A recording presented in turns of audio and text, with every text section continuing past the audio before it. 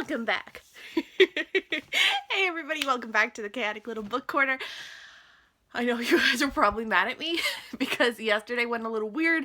I just didn't want to do a 20-minute wrap-up for you guys because I already have that coming up for the October Part 2 wrap-up, and that just felt really ridiculous. So this is going to be my BuddyReadathon wrap-up. Now, this went well. Amanda started traveling at the end of the week, so we kind of, it's not that we lost touch, we're totally fine there, but the conversation of the readathon kind of went to the side. We'll catch up on it later. Yay. So the book that we read together was Henry James' Turn of the Screw. No. Just no. Just no. I hate that book. I think it is so obnoxiously written. It is heavy, which I honestly, okay, here's the thing. I would totally have been fine with the heavy writing and the really intense, like, you know, reading and the heavy plot and the kind of being confused and feeling a little bit dumber than I really am. Like, I would have been fine with that. I would have been fine. But this book was so anti-mental illness and so anti-female. I was pissed. I was so pissed. It was so obnoxious and so rude, and I hated it so much. Like, oh, okay.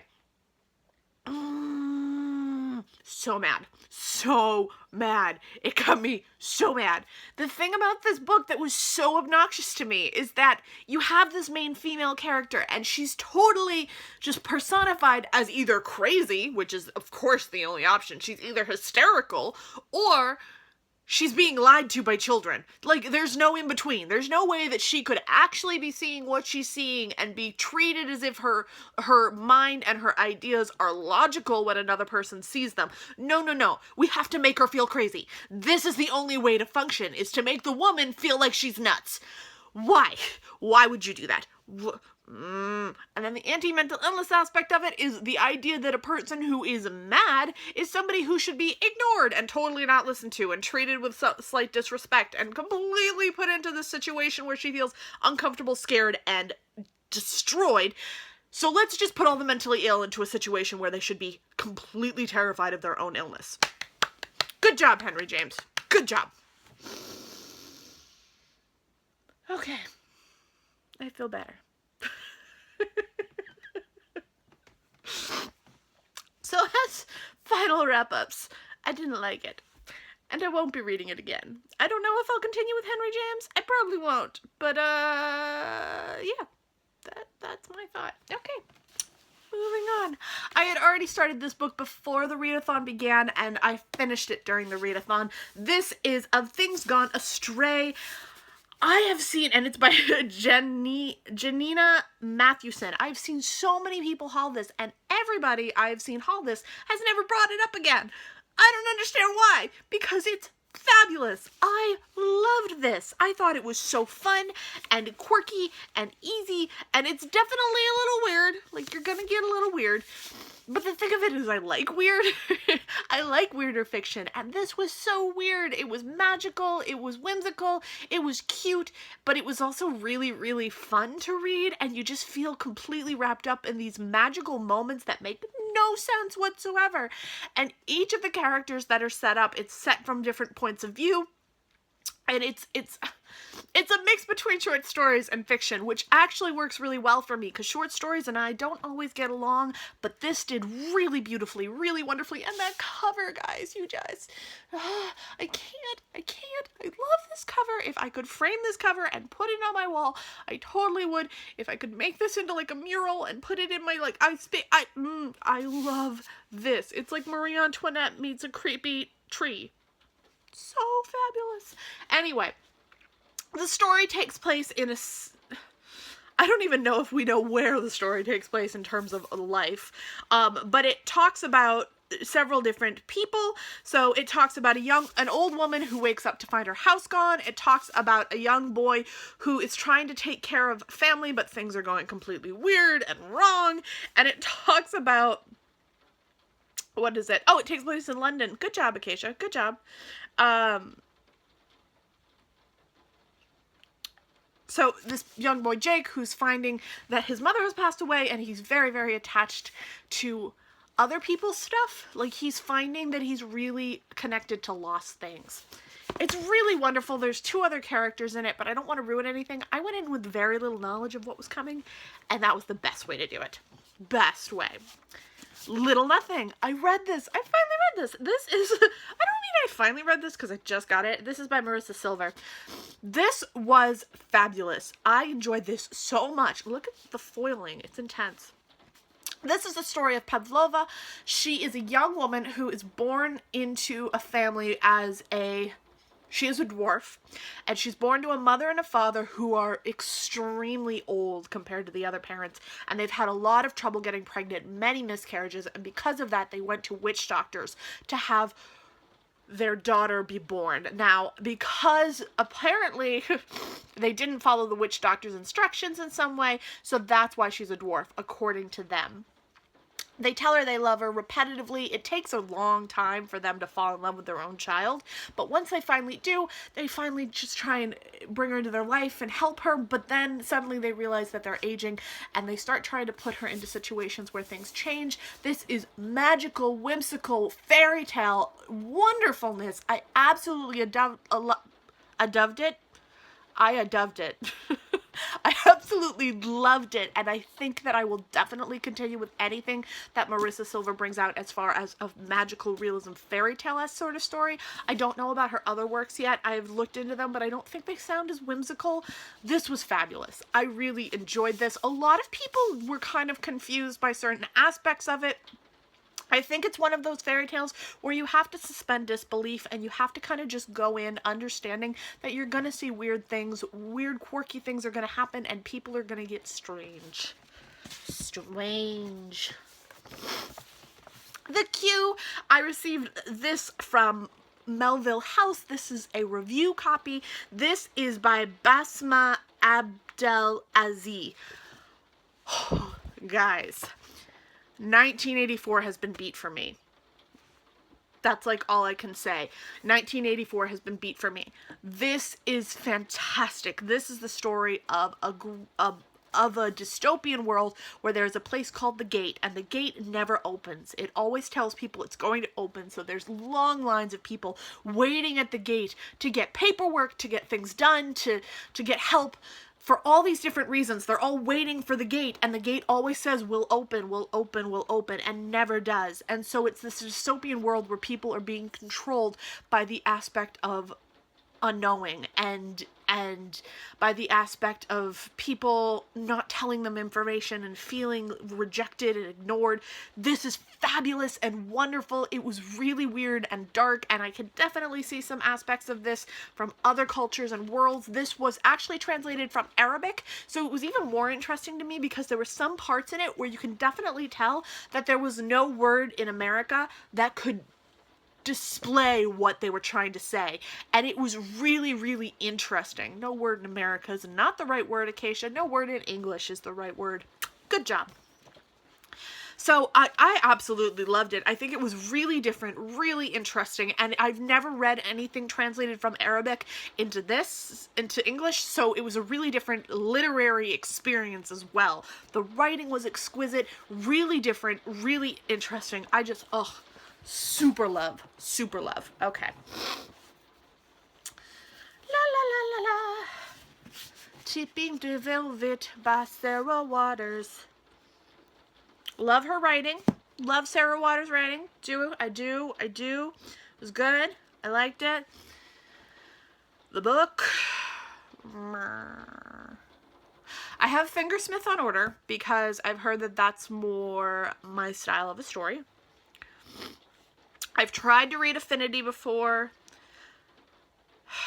I couldn't get into it. I want so badly to love... I love Sarah Waters' writing, but I want so badly to like her stories. This one is the story of a young girl named Nancy who goes into she goes to a theater and she falls in love with a singer, and no, not a singer. Goodness gracious, Acacia, get your act together. She falls in love with a cross-dresser, I guess you would say. She is a woman who dresses as a man and then performs. things in this book are very intense as far as the relationships of Nancy and her counterparts go. She has a couple of different ones. It's definitely a story of her coming to age and finding love. There's some weird domestic violence-y kind of side stuff happening. Like, there's definitely some abusey weirdness happening. Like, I'm not a big fan of romances. And I found that I was really, really aggravated by many of the characters. And usually I can handle disliking a character and just continue reading, but this one, like, I finished it. Because I was, like, 100% sure I was gonna love it. And it didn't go that way. I'm gonna keep it on my shelf because I might not. I don't know. I have to think about that. I love Sarah Waters' writing, but this story just did nothing for me. It didn't change anything for me. Like, I didn't feel anything special towards it. And I really had to battle with myself on that, because in my mind I was like, are you not liking it because it's a lesbian written story? Like, it's a lesbian romance? That had nothing to do with it. I don't like romance in general. I don't like stories about romance that are just surrounding the romance, because those stories really make me feel like I'm being manipulated. I don't know why, but I feel like when I'm reading a love story, it's because society thinks that a female should read a love story. I don't know. It's really stupid. And it's really ridiculous, but it's how I feel. And I should probably check that out in my own brain, but we'll get there eventually, right? Right. Okay. I feel terrible, but, like, I just don't like romance in a book. If it's a side story, I'm great with it. Like, I really enjoy a side plot of a good romance because there's no insta-love and there's no, like, ridiculous conversation about, you know, how their lives depend on each other. I don't like that. I like the person to continue having a life. Maybe because that's my goal in life, is to try and have a romance where I actually continue my own life. That might be something to look into in my own psyche. Let's move on. This one had a little bit of a romance, but it was definitely a side plot. This is The Blind Astronomer's Daughter, and it's by John Pipkin.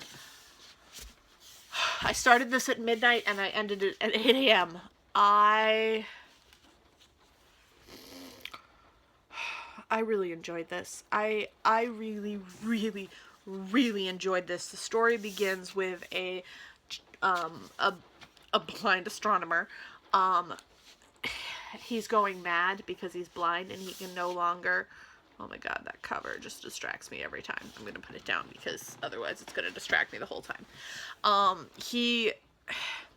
He's lost his sight and he is now unable to look up at the stars, but he believes he can still see the stars, and his wife has passed away, so he's looking up at the heavens trying to get to them because now he's blind, so he believes he can see the heavens.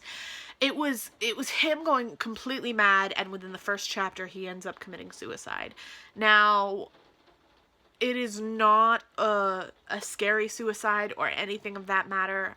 For people who have trouble reading about suicide, I actually do sometimes, and this one did not bother me as much, not because it's not sad that it was a suicide, but because it was more, the way it was executed as far as the story goes, it was explained through the madman's mind, so you understand why it's happening, and you understand the purpose of it.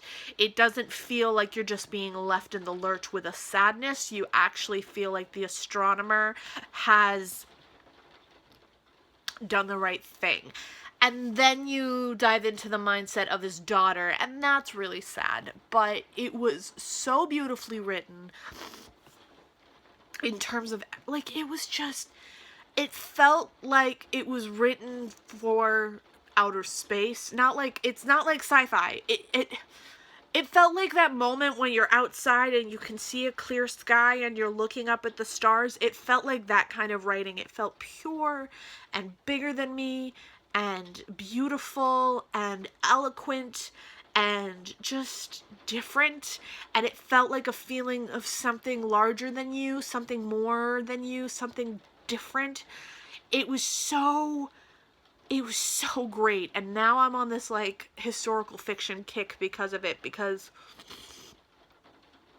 it just set me into this world of, I don't even know. It was so beautiful. It was so beautifully written. The story was like good. I'm not going to say it's the best story ever written. There's definitely aspects of it that were a little cut and paste for me. But the writing, I can't.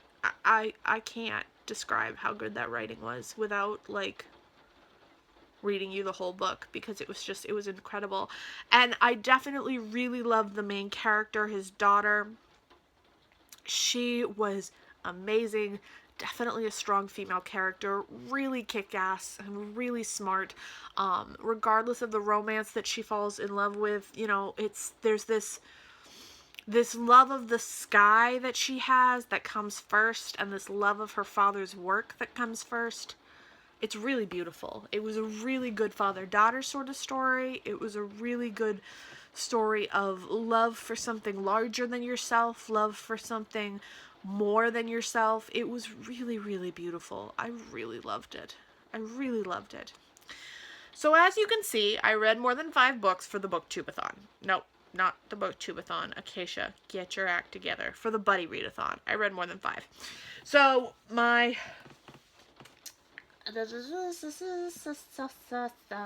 buddy reads on the floor, because we're not picking that up. That's Henry James. My paper, no.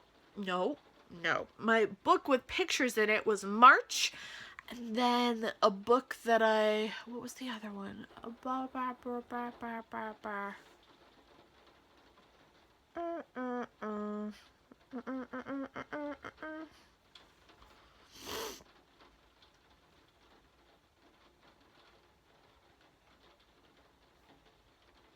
Thinking's not working. Okay.